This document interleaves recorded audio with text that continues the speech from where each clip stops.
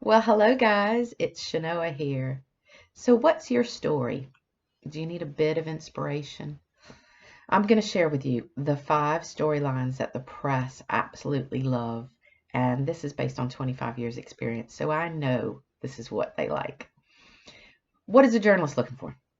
They are 100% focused on their audience and providing really good content.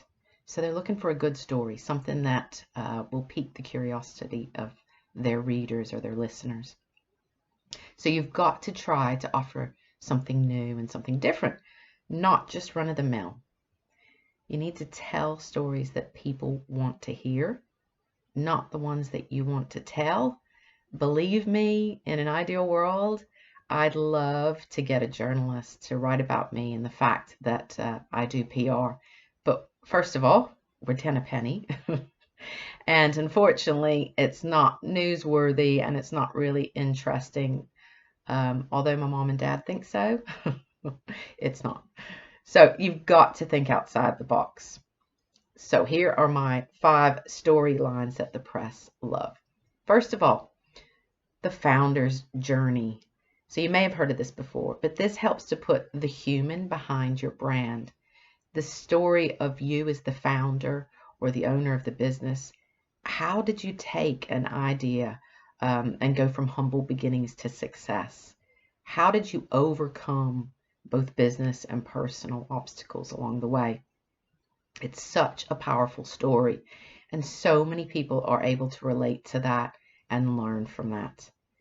The story behind the company is not just a story about your products or your services, but it's about a story, a personal story that gives your brand a face, and it's extremely powerful. Second storyline is take a stance. Guys, stand up for what you believe in. Is there something happening in your sector, in your industry, or your area of work that you feel powerful about? Is it polarizing? Maybe it's an issue that people don't know much about, but they could get behind if they knew more about it. That is an incredibly popular way to get media attention. So take a stance. Third storyline is all about powerful customer stories. So telling a story about a client or a customer success, maybe some sort of transformation that they've gone through thanks to you and your help.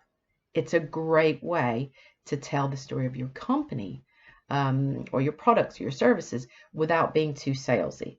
Believe me, journalists can recognize sales speak and sales brochures a mile away. You know, they're just like anybody else, they're very switched on. So don't try and sell. Instead, tell your company story through the success of your customers. Fourth storyline. Is there a one-of-a-kind or unique service or product that you're offering? Something that no one else has introduced. So you're doing this for the first time.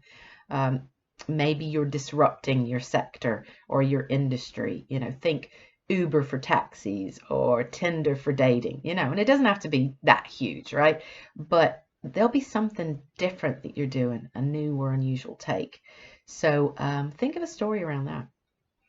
Fifth and final storyline, and my favorite, but it can be a hard one to get right. It's flying your freak flag. Got to say that carefully. So is there something weird about you? Not like stalker weird or creepy weird, okay? But something unusual that makes you stand out. Do you collect something? Are there unusual habits that you have maybe that you can somehow relate in your business? You know, is there something unusual? So what you're trying to do with your story is provide a compelling hook, one that positions your business so that it not only interests the journalist, but it also supports what you're trying to achieve. It is a balancing act. So just a quick recap. First of all, founder's journey. Tell your story of how you've overcome things. Second one, take a stance on an issue. Third, powerful customer stories. Fourth, one of a kind or unique. Fifth, and favorite, fly your freak flag. So guys, I hope you found that useful. If you have any questions, please let me know in the comments. Would love to hear from you. Thanks. Bye.